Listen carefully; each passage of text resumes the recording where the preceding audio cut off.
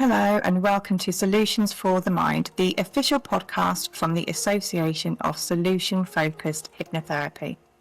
Today we're going to be looking at children with additional needs and neurodiversity, some of the challenges that they might face. If you're a parent and you have a child who is neurodiverse, there are some excellent tips and some advice, things that you can start to use at home. I'm talking today to Nicole Hall, who is a solution-focused hypnotherapist. She has her own private practice, Hummingbird Hypnotherapy, where she works with children with additional needs and neurodiversity. She's also a lecturer at the Clifton Practice Hypnotherapy Training School.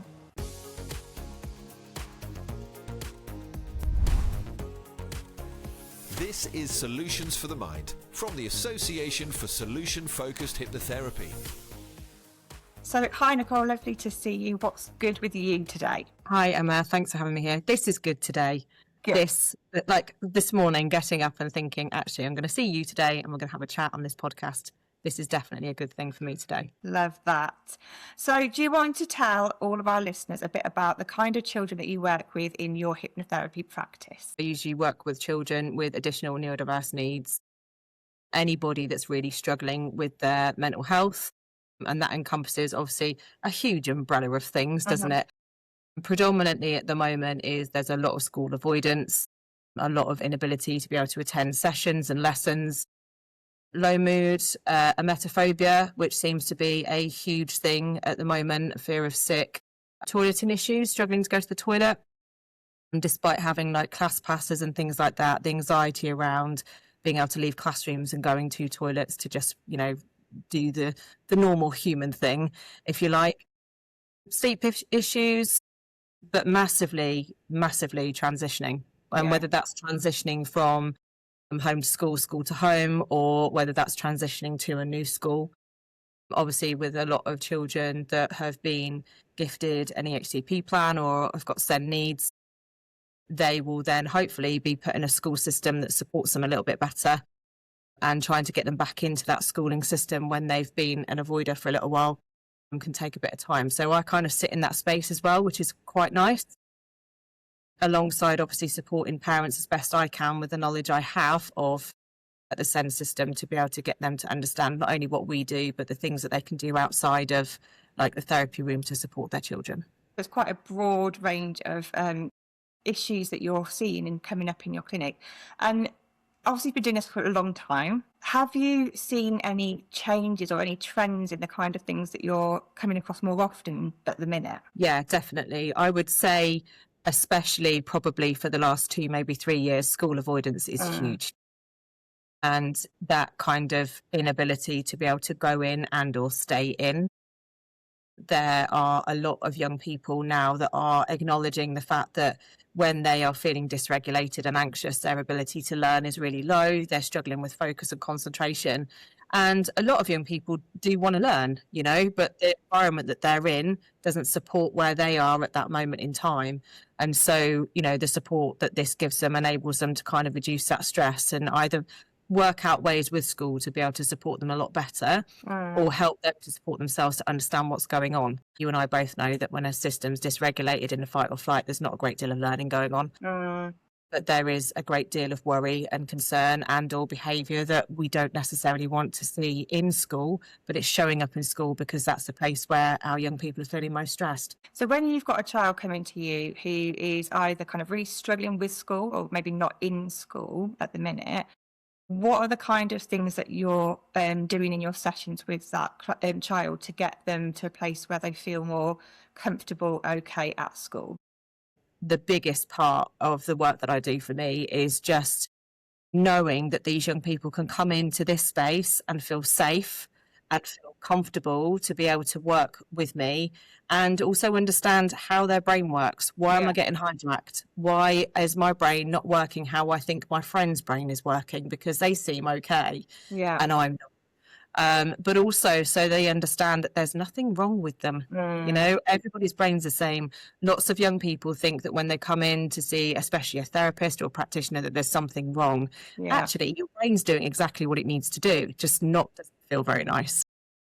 So being able to support them to understand that, but also know that it's not a scary place. You know, one of the things I pride myself on in my practice is making it welcoming. So many young people come in and think it looks like their front room. They ask me if I live here. I actually don't. That for me is building up that kind of safety net. It's building that rapport as a therapist with my young clients so that they feel happy to enjoy the process, but also benefit from it over a shorter period of time. Yeah.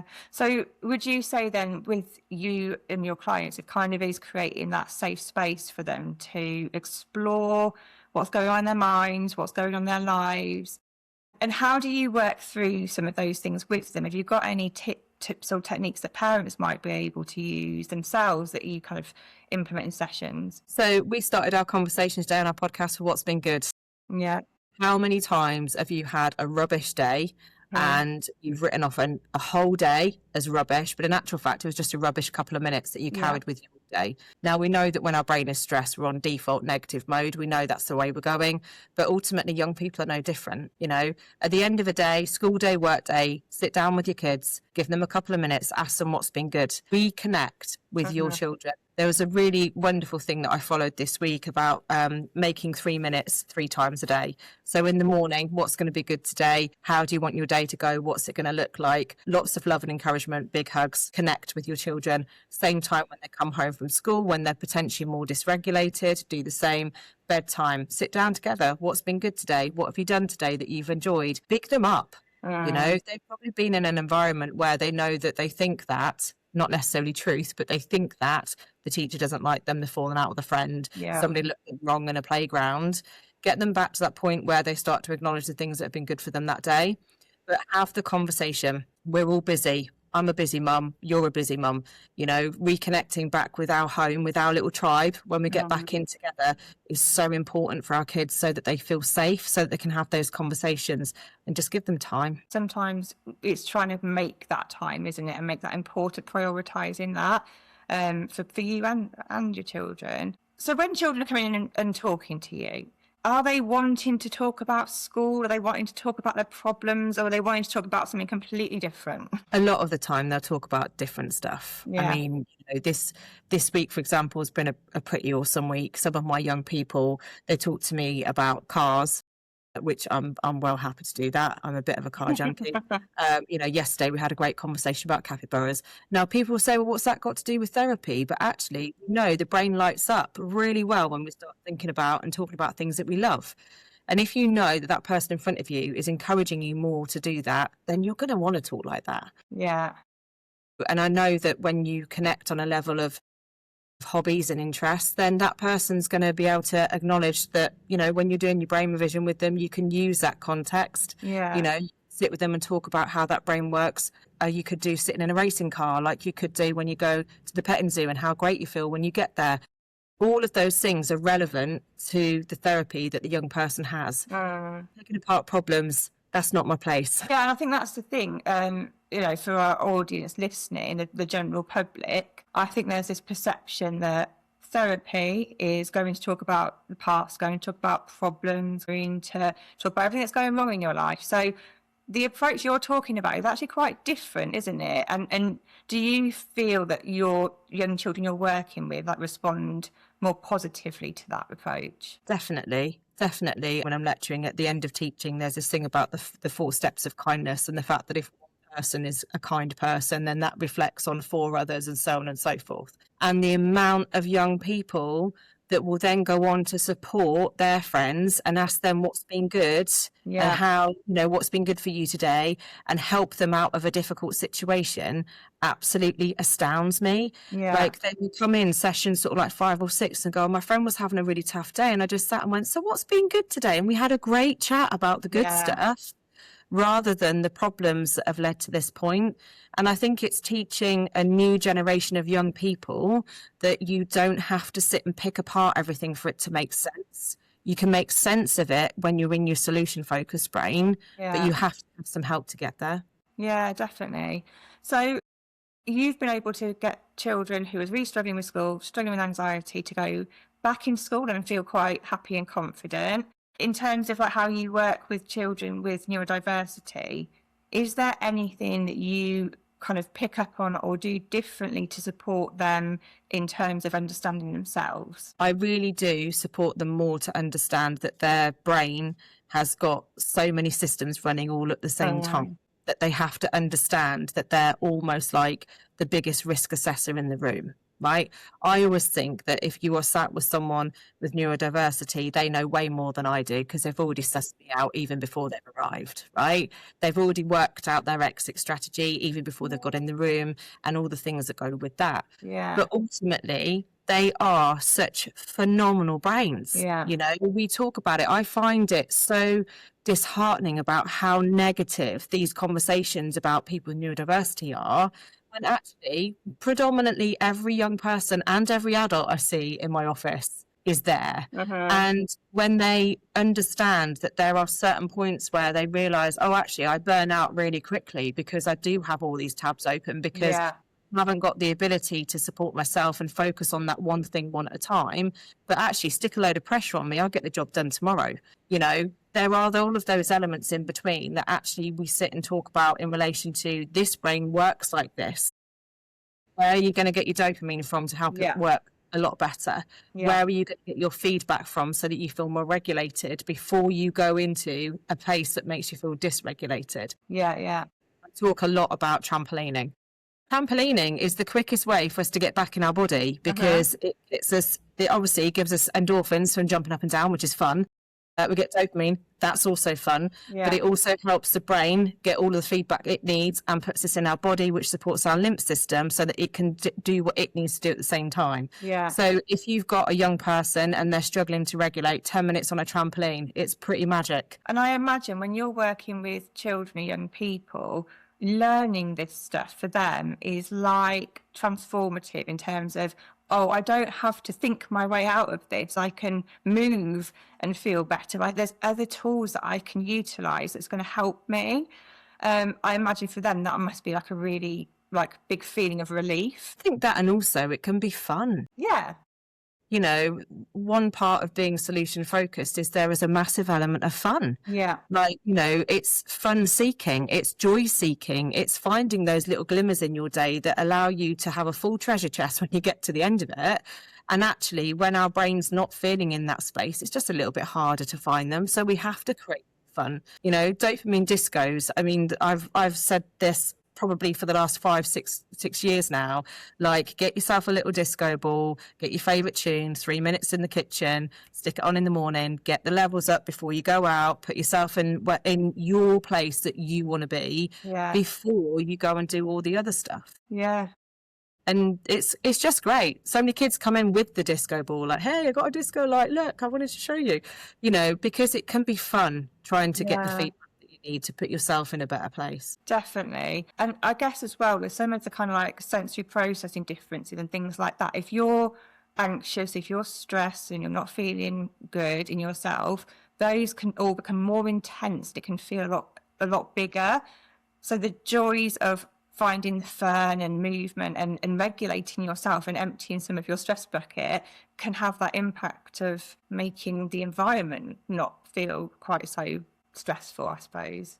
Having a place where children can go and kind of reassess where they are and get back to where they need to be, whether that's an out space, whether that's, you know, an area full of exercise balls to sit around and jump around on, whatever, so that they can get back into their body and kind of regulate better. I'm all for that, but it's really hard to kind of get that space for them, especially when we're in quite a strict pattern of, you know, work, break, work, break, work, break. So it's no wonder they get overloaded so quickly. Yeah, absolutely. I was just thinking it would probably be useful to explain to some of our listeners some of the ways that our therapy helps children to find their solutions, because that might not be obvious. Would you explain a little bit about what you do with children to help them find those solutions? So obviously, when we have a session, we just meet and have a conversation about what you need some support with. We talk about how the brain works into relation to where that young person is at that moment in time, which is usually quite an eye-opening experience, just not for the child, but also for the parent. I always get the young people to start looking at, obviously, their 3 Ps. So writing down their good things every day. We talk about positive actions, positive interactions, and positive thoughts. And then to bring those with them when they start sessions. obviously you and I both know what we do, but when we start a session, we always ask what's been good. Yeah. That's how we start. We get those clients in their intellectual brain into the part that works for them best, so they can then have that really positive conversation. Before then, obviously talking to them about, their brain, so they know where they are at that moment in time. There might be something that leads us into thinking, actually, maybe we need a little bit more activity. So we might have a conversation about the benefits of movement for the brain, things like that. Before then kind of moving on to, the miracle question, inevitably in itself involves a magic wand most of the time. And kids love it. But also giving them an opportunity to talk about, what small thing would be different if you woke up tomorrow and things were a bit better than they are today. A lot of the time, they've not had that conversation, building up the imagery, seeing everything going well, looking forward to the day ahead instead of feeling anxious and worried in the morning, talking to them so they realise that there is another way of feeling other than the one that they're stuck in at the moment. And then obviously ending with the wonderful joys of trance, which, let's be honest, who doesn't like it? If you've not experienced trance before, it's a little bit like a daydream state. It enables our brain to do the work for us. But also when we go into it in a positive state, our brain can reframe things differently, gives us a bit of a brain break, if you like. And for neurodivergent brains, so many young people just chill right out. I've had kids sleeping on the couch. I've had snoring. They just go into a place where their brain's suddenly gone, gosh, this is nice, and they're off. And if they do have moments where they need to move around and wriggle and do whatever, that's also fine. There's no problem with that. I've had kids sit and drawing while we've done trance. I've had children playing Lego while we've done trance. It's quite accessible. Yeah. So if any parents are worried that, I don't think my child will sit down long enough to do that, there's no concerns that you can adapt it and make it work for everybody. So would you say then, in your experience, that children are better at coming up with their own solutions maybe than adults? Well, without a doubt. They've also got a better imagination. Yeah. Like some of the stuff they come up with, I remember working with a young person quite early on, and I said, she was a selective mute, and she was struggling with school conversation. She'd have 3 people that she would talk to, and that was her mum, her school friend, and another member of their family, and that was it. She wouldn't talk to anybody else. So working with her was like, I'm not sure how I'm going to do this. So there's a lot of writing involved in the beginning. We would swap notes and stuff so that we could communicate with each other. And I remember when I said to her one week, I said, right, I say, what's next. So, I'm going to wave that magic wand, create this wonderful miracle for you. You're going to wake up tomorrow feeling, 6, 7, 8, whatever the scale might have been on that day. What small thing would you be doing differently? And her answer was, I am going to buy the £30 gummy worm off Amazon. Lovely. And I was a bit like, I don't know where to go with this, but we'll keep going. You just don't know when you're working with young people what answer you're going to get. And like you said, I think sometimes for parents, it's realising that is their solution. And that's okay, and that's what they want to do. And as an adult, we sometimes feel like there should be a fix or something to do. But for children, maybe they don't need to. And also, you and I both know it's never the big stuff. It's always the small stuff. It's always those tiny, small little wins that help that brain to grow, to move, to shape itself differently. And, when people come in and say, how long are you going to be working together? I was like, well, I don't want to be working together too long, to be fair. I want to, crack on and get stuff done. Yeah. But ultimately, everybody's very different. I'll have clients that come and sit with me for 6 weeks. I have clients that come and sit for 12. I've had clients that come to sat for 20 weeks. Yeah. It depends on that person in front of you. But what is important is to start to notice the tiny changes that young person is doing, because that's huge in comparison to where they are when they first met. Yeah. So for parents as well, encouraging them to notice the small changes as well and celebrate it, like you said, as well as asking the child, acknowledging some of those changes and the difference that's made to them and how they're noticing those differences is going to be really helpful. Definitely. If you're working with a child, how much of it is based around what the child says versus what the parent says? In terms of the parent might have come in and said, this is the problem, and then the child comes and says something completely different to you. So I always obviously do my kind of initial meet with everybody. So, I've had families in my office before. They've all kind of come in a supportive space, which I love, because then everybody knows what to expect from working with me. Then, you're sat in a space where actually sometimes I've had to have those conversations because parents want to answer for their child. Yeah. Actually, it's their child that's here for the therapy. So I do say in the beginning, allow your child to speak. And if you don't agree with it, that's fine. Yeah. But actually, that's where they are, or that's how they feel at the moment. And they might see a very different picture. But for that child, I need to validate that and make sure that they understand that I'm listening to them, which is also important, because you do sometimes get, you get one thing one time, and then the next time, especially if you're working with teenagers, and the teenagers come and say, I want to do these sessions independently, all of a sudden you're having a very different conversation. Yeah. And that's not anything to do with parents. That's because that person in front of you is now feeling safe enough to say, actually, I feel like this. And I'm like, okay, now I know, let's work on that. Because if we don't know what we're kind of working with, where's our directive going? Yeah. Yeah. And it's not about picking apart that problem that they've just told me. It's about saying, okay, so this is how this is showing up for you. This is what's happening in your brain. Now you understand it. Right, what we're going to do about it? Yeah, I know as a parent myself, I have to stop myself from intervening a lot of the time and let my children do their own thing. And it's really hard, I think, as a parent, particularly when your child's having therapy, you kind of want to say, oh, no, that's not right, or that didn't happen, or it didn't work like that. So it's trying to step back as a parent, isn't it, and say, it's not about me. It's not about me, it's about them and what they need and what they want to tell and what they feel is important in that moment to talk about. Which is hard. It's hard to do. Absolutely. I mean, I'm a parent. I home-ed my oldest. My youngest is in mainstream. I remember the day that my son said, I want to go and get a haircut. I mean, that was a massive thing for him, going to the hairdressers, to the barbers. We've tried a gazillion barbers and we finally found the guy that works. Brilliant. And he goes in and the person wasn't there that he wanted. So already I could see the anxiety was going up. And then the lady that was cutting his hair asked me if I thought that was okay. And I went, yeah, sure. Just whatever. Oh, sure, whatever. It's his hair. Yeah. And we left and he was so upset with me because he said that I'd interrupted. Yeah. I haven't interrupted, but that's what he saw. Yeah. And I did. I acknowledged it. And I said, look, mate, I'm really sorry. That's not how I wanted today to go for you. So I'll own up. And we'll have a chat about it, but it's a learning lesson for us, right, as parents, but the difference is acknowledging those moments that actually they showed up as themselves and it was great. Yeah. And I think as well, there's this feeling of wanting to protect them and wanting to get it right, and then I know we've talked about this before, making that assumption, predicting before it's even happened that that's what's going to happen.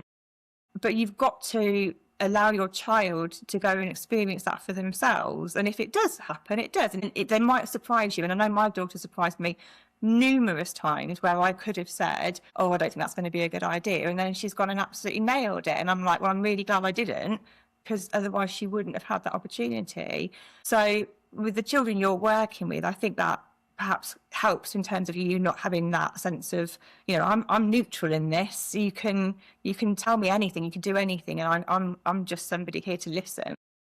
But there's also, I think I had this yesterday with a parent, and she said, oh, they're making us out to be a terrible family or something like that. And I was like, there's no judgment. Yeah. This isn't about that. This is about the young person sat in front of me. Because we all have that, oh, I don't want you to think bad of me. Yeah, totally. Yeah. Parent, and that's not something that even enters my mind. No. Nobody's perfect. And as parents, most of the time, I just feel like I'm winging it. Yeah. And I know that young people I see here are in the same kind of situations. Busy lifestyles, busy brains. Yeah, absolutely. So would you say then your best advice is to kind of support your child and let them come up with their own solutions, give them that sense of that they have got that ability to do it, believe in them, but also be there to support them rather than trying to get involved and help them? Yeah, absolutely.